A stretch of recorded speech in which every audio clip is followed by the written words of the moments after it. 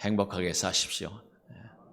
이렇게 만나게 된 것을 너무너무 반갑고 감사를 드립니다. 항상 영적으로도 육적으로도 건강한 삶이 될 수 있기를 축원합니다. 우리가 바라는 것은 행복하게 하는 삶입니다. 행복한 삶을 바라는데 우리는 그것이 내가 간절히 소망하는 전부가 아니고 그거는 가장 극히 작은 하나의 소망이고, 진짜 내가 바라는 것은 하나님의 나라와 그의 나라 안에서 내가 함께 사는 것, 바로 저 앞에 있는 내가 멀리 가서 먼 시간이 지나서가 아니라 지금 그렇게 살기를 원합니다.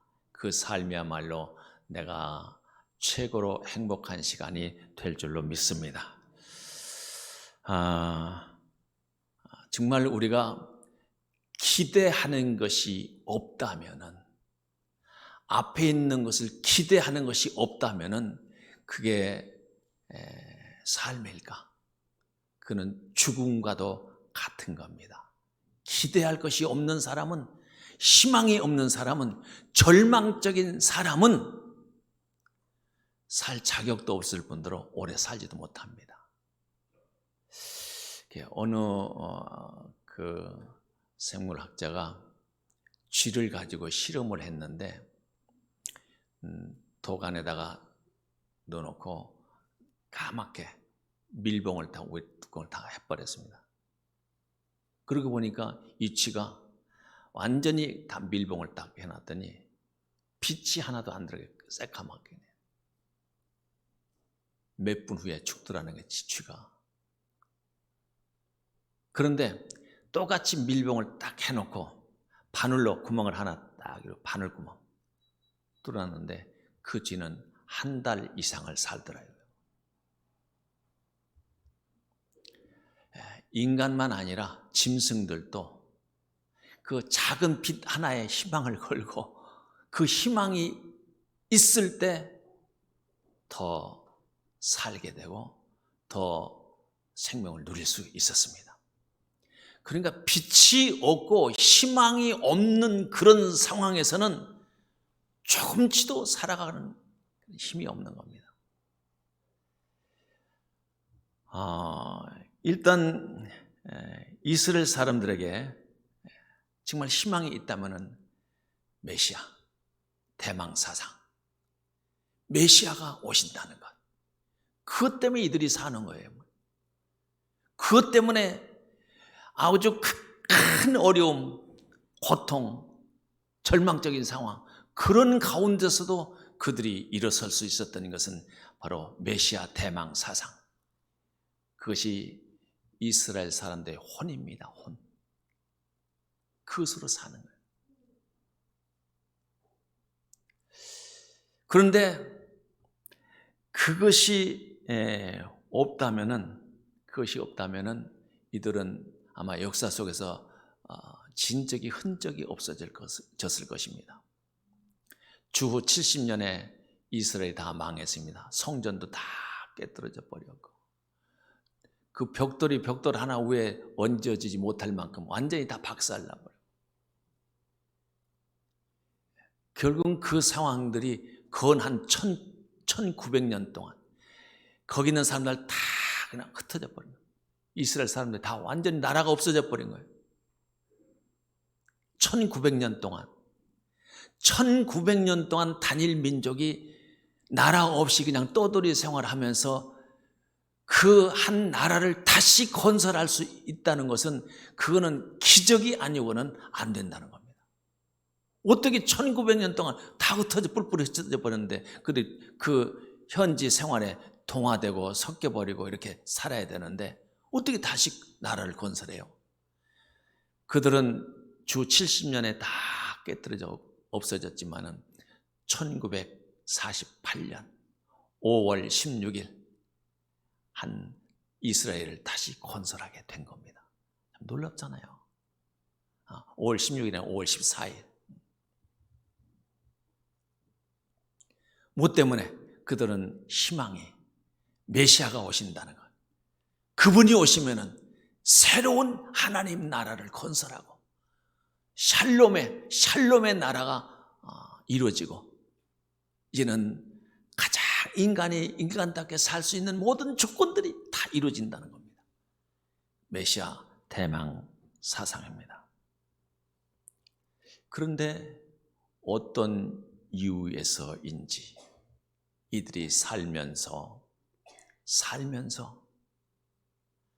구약에서 선지자들이 계속 메시아가 오신다고 그렇게 계속 얘기를 합니다. 마태복음 1장에서부터 또 그 메시아가 오신다는 구약에 있는 것을 인용합니다. 이사야 7장 24절에서 이런 얘기를 하죠. 그것을 마태복음 1장 23절에서 인용해서 이렇게 말합니다. 보라, 처녀가 잉태하여 아들을 낳을 것이요 그의 이름은 임마누엘이라 하리라. 임마누엘이라 하리라. 이거 임마누엘은 하나님이 우리와 함께 하시다 하는 그런 의미입니다. 처녀가 잉태해서 아들을 낳을 것이요 그의 이름은 임마누엘, 하나님이라는 거예요. 하나님이 함께 하심이라는 거예요. 미가서 5장에서 보면은, 미가서 5장 2절에서는 이렇게 말씀하는 것을 또 마태복음 2장 6절에서 이렇게 인용해서 말씀을 합니다. 또 유대 땅 베들레헴아, 너는 유대 고을 중에서 가장 작지 아니하도다. 내게서 한 다스리는 자가 나와서 내 백성 이스라엘의 목자가 되리라. 한 다스리는 자, 이 메시아를 기다리는 겁니다. 우리에게도 지금 어떤 확실한 희망이 있는 자만이, 아니 성경에서 말씀하신 것 같이 감추인 보화, 밭에 감추인 보화를, 이 보물을 발견한 사람은 자기가 희생하는 거예요. 아깝지 않게 희생하는 겁니다. 다 파는 거예요. 싸게 그냥 다 팔아지. 아깝지가 않은 거예요. 보물 있는 밭을 사기 위해서. 그는 희생이 없이는 이 보물이 있는 밭을 살 수가 없기 때문에 다 파는 거죠. 지금 우리의 삶은 바로 주님을 위해서, 아니 보물이 감춰진 그 밭을 사기 위해서 희생하고 있는 것이 무엇입니까? 무엇을 희생하고 있습니까? 값진 희생, 기꺼이 기쁨으로 희생하는 것. 왜? 보물이 있는 밭을 사기 위해서. 대망사상, 메시아 대망사상은 이스라엘 사람들에게 살아남을 수 있는 유일한 희망이었습니다. 그렇습니다. 그런데 이들이 그 메시아가 왔습니다. 그 메시아가 왔잖아요. 처음에는 전혀 알지 못하던 상황에서 갑자기 회개하라, 천국에 가까웠다, 이렇게 얘기를 하잖아요. 그런데 놀라운 기적이 막 일어나는 거예요. 아, 진짜 이분이 그분인가? 그렇게 하면서도 또 아닌 것 같다, 왔다 갔다 하는 겁니다. 당시에 세례 요한이 등장합니다. 물론 예수님보다도 6개월 먼저 이 세상에 오게 됐죠. 그런데 이 세례 요한이 와가지고 첫 번째 외친 것이 그였습니다. 회개하라, 천국이 가까웠느니라. 그 세례 요한은 주로 이제 그 들에서, 그 광야에서 지내면서 약대 털옷을 입고 사는 겁니다. 그리고 먹는 것은 메뚜기를 먹고 또 석청을 먹으면서 사는 거예요. 그런데 그가 그 광야에서 외치는 소리, 그게 별명이, 세례 요한의 별명은 광야에서 외치는 소리입니다. 회개하라, 천국이 가까웠느니라, 이렇게 얘기를 하는데 그가 외치는 소리가 다른 사람하고 다른 거예요. 희망이 있는 겁니다. 소망이 있게 들리는 겁니다. 무언가 좀 빛이 있는 겁니다. 왜 그런가요? 우리가 아는 대로 제일 마지막 선지자는 말라기 선지자입니다. 구약의 마지막 선지자 말라기. 말라기 선지자는 언제까지 그 사역을 마치라고 하면 주전 401년까지 그 사역을 다 끝내고 그 뒤부터는 한 400여 년 동안 400여 년 동안 깜깜하게 아무 소리도 하늘에서 내려오는 소리가 아무 소리도 안 들리는 겁니다. 선지자가 없는 거예요. 하나님은 선지자를 통해서 자기 백성 이스라엘 백성들에게 말씀을 하시는데 끊어져 버린 거예요. 그래서 이들이 보내시겠다는 메시아 그분은 언제 오시는가 그냥 기다리는 겁니다. 400년 동안 기다리는데 갑자기 광야에서 소리가 들리니까 이분이 그분인가 호기심에서 막 몰려듭니다. 많은 사람들이 세례 요한한테 많이 몰려드는 거예요. 세례 요한은 세례를 베풉니다. 세례 요한이 회개하게 하는 세례를 베풀었다고 성경은 그렇게 표현하고 있습니다. 회개하게 하는 세례를 베푼 거예요. 세례를 베푸는 중에 요단강에서 세례를 베푸는 중에 딱 보니까 세례 요한도 보내시겠다는 그 메시아가 오시는 거예요. 보라 세상 죄를 짊어지고 오는 하나님의 어린 양을 보라고 외칩니다. 세례를 베푸는 현장에서. 근데 예수님께서 세례를 나에게 베풀어 달라고 오십니다. 근데 요단강에서 그 요한이 세례를 베풉니다. 침례죠. 세례를 베푸는 그 현장에 하늘 문이 열리면서 그냥 하나님의 음성이 들려오고 있는데 아들이라고 음성이 들려오고 그 성령이 비둘기 같은 그 휘황찬란한 빛으로 그냥 쫙 비둘기 같은 그 빛이 막 내려오는데 예수님 위로 빛이 내려지는 거예요. 놀라운 광경이죠. 그때 요한은 이렇게 고백을 합니다. 요한복음 1장 32절부터 보니까 이렇게 말씀합니다. 요한이 증거하여 가로되 내가 봄에 성령이 비둘기같이 하늘에서 내려와 그의 위에 머물렀더라. 나도 알지 못하였으나 나를 보내어 물로 세례를 주라 하신 그이가 나에게 말씀하시되 성령이 내려서 누구에게든지 머무는 것을 보거든 그가 곧 성령으로 세례를 주는 이인 줄 알라 하셨기에 내가 보고 하나님의 아들이심을 증거하였노라. 하나님의 아들이 오신 거예요.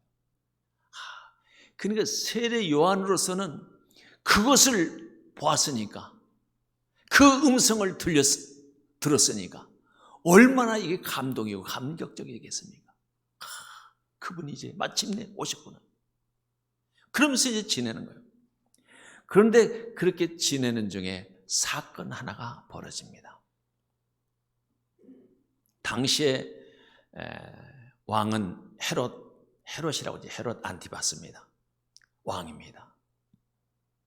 이 왕이 자기 동생의 아내를 이게 불륜의 관계를 맺고 마침내 자기 아내로 삼아버리는 겁니다. 뺏어버린 거예요. 세상에 이럴 수가 있습니까? 말도 안 되는 일이죠.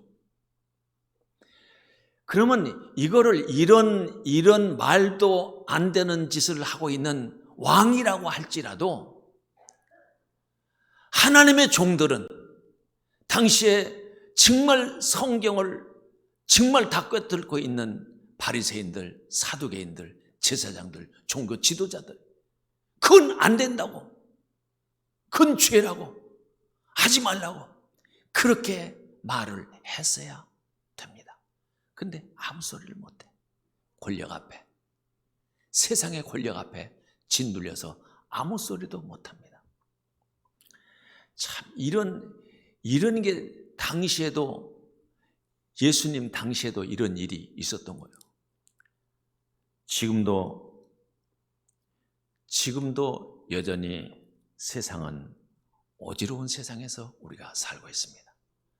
오직 우리는 내 인생의 이익을 위해서, 내 인생의 행복을 위해서 우리가 신앙생활을 하는 게 아니라 하나님의 영광을 위해서, 그 희생을, 그분의 희생을 위해서라면, 그분을 영광을 위해서라면 내 희생을 기꺼이 할 수 있는 그런 믿음의 사람으로 살아야 될 줄로 믿습니다.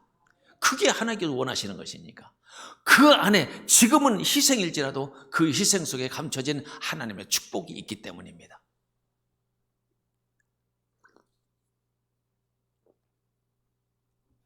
아무도 얘기하는 사람이 없네요.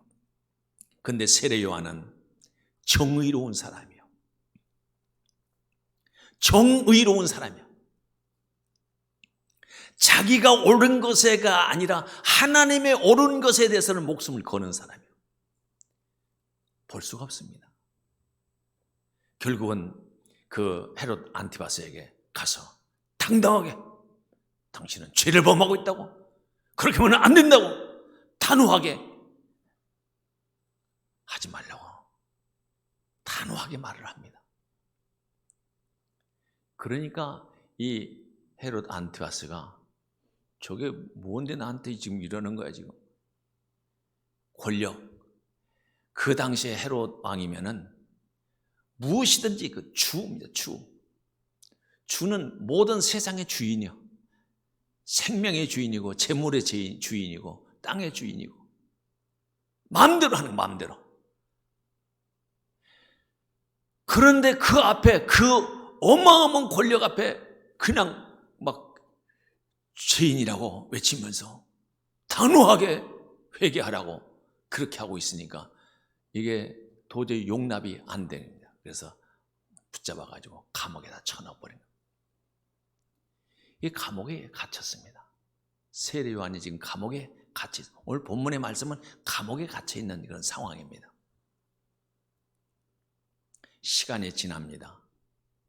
그래도 그 안에서 생각해 보니까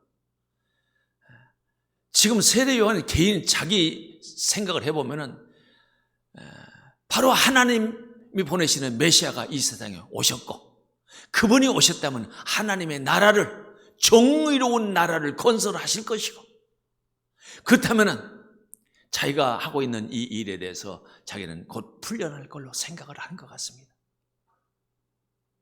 찾아오셔서 얼마나 힘드냐고 옥문을 탁 열고 꺼내주시고 그럴 줄로 생각을 한 것 같아요. 그런데 시간이 가도 깜깜무소식입니다. 소식이 없습니다. 그 시간이 지나가면서 그러면은 과연 이분이 메시아가 맞는 건가? 이런 회의적인 생각이 드는 겁니다. 우리도 간혹씩 신앙생활 하면서 내 생각대로 잘 펴져나가고 일이 잘 되고 진행이 잘 되고 이렇게 할 때는 과연 하나님이 나를 사랑하시는 거예요. 좋아하잖아요. 그런데 이것도 안 되고 저것도 안 되고 괴로움만 계속 진행되고 있고 힘든 일이 진행되고 있고 잘 안 되는 거예요. 답답해. 과연 하나님이 계시는 거야? 내가 하나님 믿는 게 정말 제대로 믿는 거야? 의욕이 되고 또는 회의적인 그런 신앙으로 빠질 수도 있습니다. 지금은 세례 요한도 바로 메시아를 직접 봤잖아요. 하늘문이 열리는 거 하나님의 음성까지 들렸잖아요. 성령이 임하시는 걸 또 보았잖아요. 그럼에도 불구하고 회의적인 생각이 드는 거예요.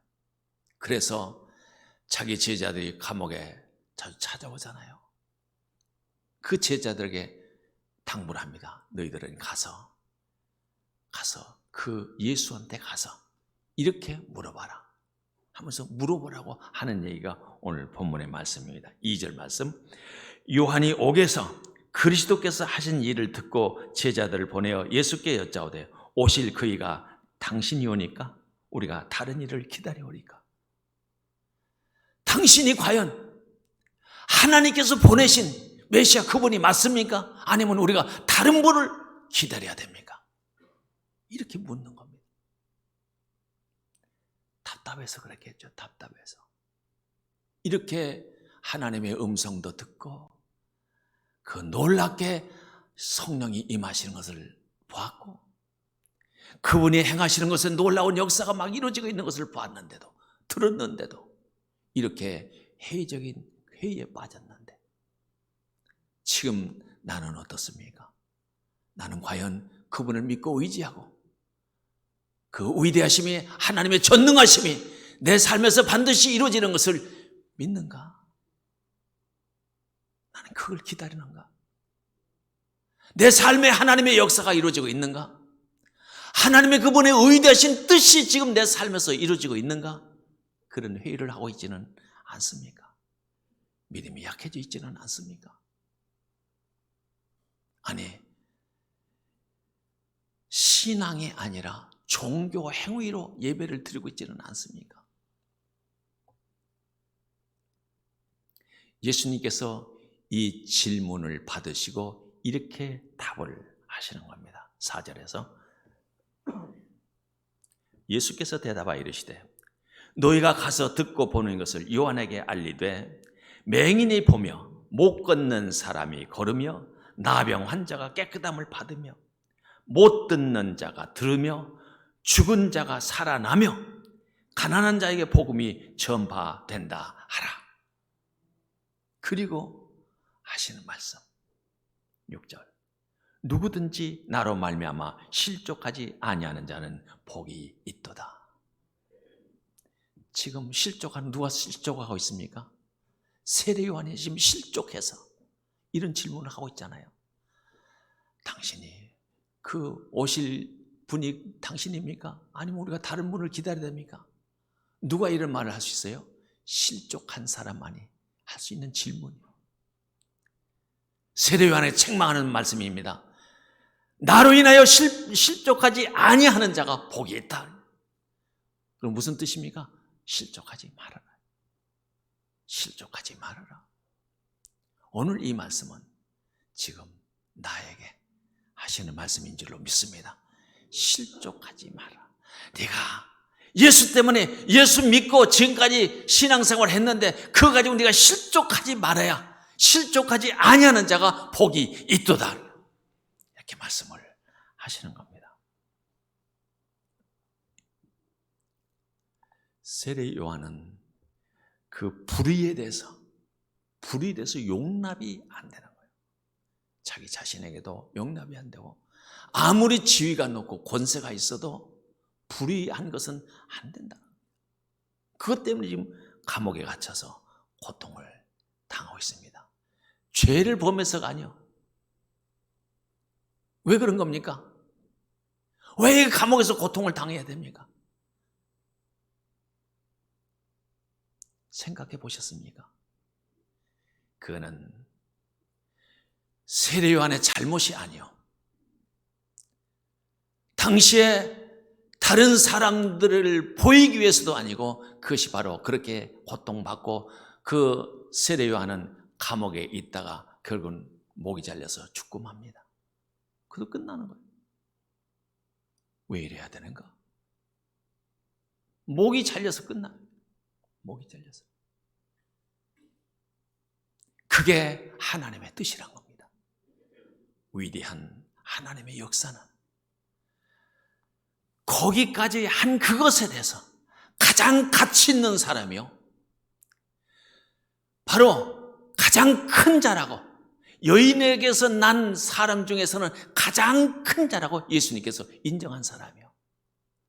그러나 죽음은 그렇게 비참하게 죽음을 끝난 거예요. 아, 어떻게 죽든지 그는 상관이 없구나. 어떻게 살았는가? 어떻게 살았는가? 지금 살고 있는 것이 어떻게 살고 있는가? 그것을 묻고 있는 겁니다. 하나님께서는 그게 하나님의 뜻이라는 겁니다. 하나님의 위대한 역사라는 겁니다. 하나님의 뜻이 이루어지고 있다는 겁니다. 그게 이미 하나님께서 계획하신 뜻이라는 겁니다. 나를 통해서도 하나님은 고난이 준비되어 있고 고난 속에서도 하나님의 위대하심을 찬양할 수 있고 하나님을 힘있게 증거할 수 있고 하나님을 자랑할 수 있는지,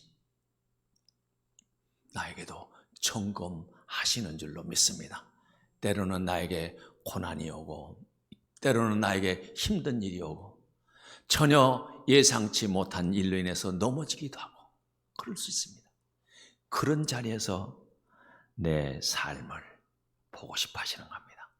그런 생활 속에서도 과연 하나님의 위대하심을 찬양할 수 있는지 그걸 보고 싶어 하시는 겁니다. 믿음이 흔들리고 있는지, 이런 문제 속에서도 흔들리지 않는 그런 믿음을 보고 싶어 하시는 겁니다. 나로 인하여 실족하지 않는 자가 복이 있도다. 믿습니까? 실족하지 않는 자. 그렇습니다. 그 누가복음의 2장에 보면은 시므온이라는 사람이 나옵니다. 시므온. 나이가 많은 사람이요. 나이가 많은 사람인데 메시아를 기다려, 메시아를 기다려. 어느 한 날 그 메시아가 그 성전으로 오시는 거예요. 성전에 오시는 메시아를, 그 어린 메시아를 품에 안고, 이제 나를 주께서 놔주시는군요. 이 기쁨과 감격에 이제는 죽어도 여한이 없습니다. 한번 잠깐 그 메시아를 일생 동안 기다렸는데, 그 기다렸던 그 메시아가 어린 예수로 오신 그분을 잠깐 동안에 끌어안고 기쁨과 감격에서 이제는 죽어도 여한이 없습니다. 이런 고백을 하게 됩니다. 여러분, 하나님은 이 고백을, 이 엄청난 고백을 받으시고 얼마나 기쁨이 됐을까? 내 삶에서 어떤 상황에서도 하나님을 영화롭게 하고 하나님을 기쁘시게 하는, 그것이 바로 가장 내 삶에서 위대한 삶이요, 하나님의 기쁘심이 되는 삶이요, 하나님께서 원하시는 삶인 줄로 믿습니다. 하나님의 뜻이 이루어지는 거예요. 나를 통해서 하나님의 뜻이 이루어지는 것으로. 아니, 내 욕심을 차려서 내가 이렇게 되고 싶고 저렇게 되고 싶고, 내가 건강하고 싶고 내가 부자가 되고 싶고 내 자녀들이 잘 되고 싶고, 그것을 다 기도했는데 그것 잘 되어지는 것으로 내가 기뻐하고 좋아하고, 그게 아니라는 겁니다. 그것 때문에가 아니라 하나님 때문에 기뻐하고 하나님 때문에 감사하고, 이 어린 예수를 끌어안고 감격해서 이제는 죽어도 여한이 없습니다. 이 고백을, 진짜 이 고백을 하나님은 저와 여러분을 통해서 듣기를 원하십니다. 우리는 어떤 분을 보내실까? 어떤 담임 목사님을 보내실까? 지금 그걸 기도하고 있잖아요. 기도. 그래서 제가 이제 기도하면서요, 우리 여러 목사님들 중에서 한 분을 선정을 해야 되는데, 그래, 여러 목사님들 중에 한 분을 선정해야지, 이렇게 처음에 생각했는데, 내가 잘못된 생각을 했네. 내가 선정하는 게 아니고, 내가 담임 목사님은 모실 자가 누굴까? 모실 자를, 하나님께서 보내신 자를 모셔야 되는데, 모실 마음을 가져 내가 선정한다고, 이게 말도 안 되는 생각을 했네.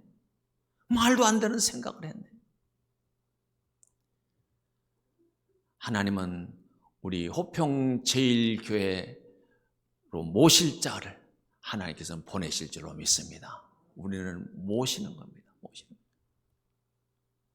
시므온. 이게 너무너무 감격했는데, 세례 요한도 너무너무 감격을 했잖아요. 위대하신 그 메시아를 내가 볼 수 있고, 내가 세례를 줬고 하나님의 성령이 임하심을 받고 그 하나님의 음성을 들어서 이 감격이 얼마나 되겠어요. 그런데 그게 또 바뀌어지는 겁니다. 식어지는 거예요. 자기가 고통당하고 있으니까. 감옥 속에서 시간이 지나면서 거기서 고통당하고 있으니까 시간이 계속 이게 언제 풀릴지도 모르고 희망이 없네요. 안 보이는 거예요. 낙심이 됩니다. 낙심. 왜 나에게는 이루어지지 않는 거야? 죽은 자도 살리시는 분인데, 떡 5개와 물고기 2마리고 5,000명을 먹이고도 풍성하게 남기시는 그런 놀라운 역사를 이루신 그분께서 어찌 나에게는 이런 일들이 일어나지 않는가? 내가 이 감옥에서 계속 이렇게 있어야 되는가? 저쪽에서는 놀라운 역사가 이루어지고 있는데 왜 나에게는 이렇게 없는 거예요? 이렇게 생각하고 있는 나에게 하나님은 실족하지 않기를. 그래서 이런 놀라운 역사가 봤느냐, 들었느냐, 보고 들었느냐? 그렇다면 실족하지 말아라. 다른 쪽에서 이루어진 것을 봤느냐, 들었느냐? 내게서는 이루어지지 않는 것 때문에 불평하느냐? 하지 말라는 겁니다. 다른 사람은 신앙생활하는데 잘 돼. 뭐든지 잘 돼. 나는 왜 이렇게 된 거야? 다른 사람은 축복을 받았다고 막 자랑하는데 나는 이게 뭐야? 그래도 옥문이 열리지 않는다고, 요한에게 옥문이 열려지지 않는다고 실족하지 말라는 겁니다. 거기까지가 그 옥문에서 나오지 않고 거기서 목이 잘려 죽는 한이도 그것이 하나님의 뜻이라는 겁니다. 하나님의 뜻이 이루어지지 않고 막혀있는 것이 아니라, 옥에 갇혀있는 것이 아니라, 거기서도 지금 이런 모든 과정들이 하나님의 뜻이 이루어지고 있다는 사실입니다. 믿습니까? 나에게도 똑같이 그런 역사는 이루어지고 있습니다.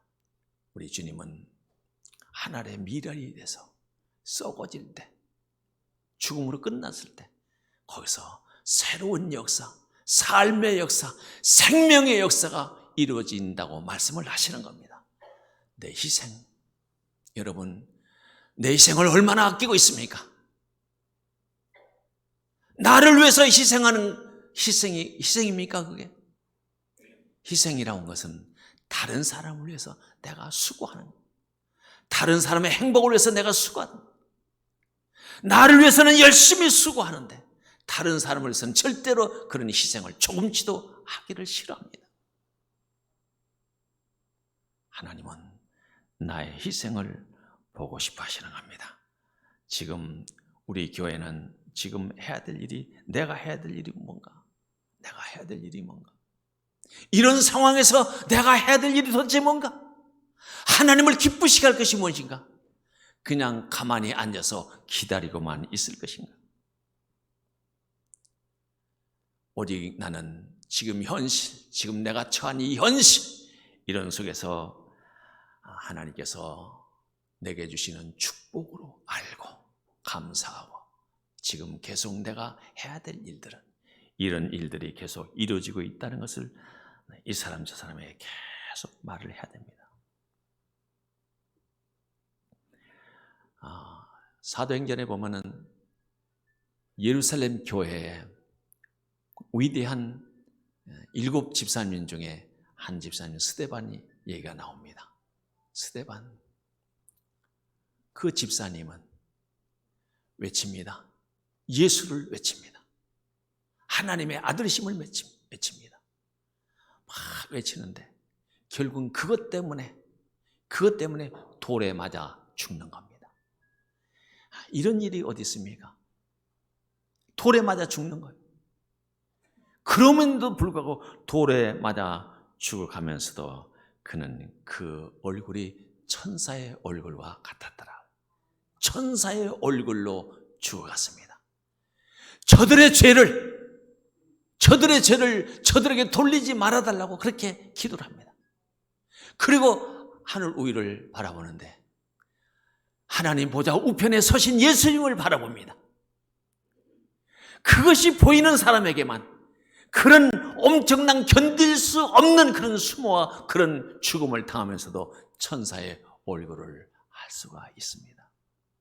지금 내가 당하는 거, 예수를 증거하면서 당하는 일이 뭐가 있습니까? 어떤 희생을 하고 있습니까? 우리에게 하나님은 주실 보화를 준비하고 계시고 젖과 꿀이 흐르는 땅을 준비하시고 내게 주실 축복을 준비하고 계시는 줄로 믿습니다. 때가 이름에 나에게 주실 것입니다. 그러나 반드시 심는 대로 거두리라. 심는 대로 거두리라. 나의 희생을, 나에게 원하시는 그 희생을 심어나갈 때, 내가 기꺼이 기쁨으로 감사로 심어나갈 때 하나님은 나에게 그것을 통해서 주시는 축복의 열매로 내 삶에 채워주실 줄로 믿습니다. 우리 하나님을 바라보면서 하나님 때문에 기뻐하고 즐거워하면서 어떤 상황에서 어떤 처지에 있든지 기꺼이 하나님께 자신을 드리는 삶이 될 수 있기를 축원합니다. 기도하겠습니다.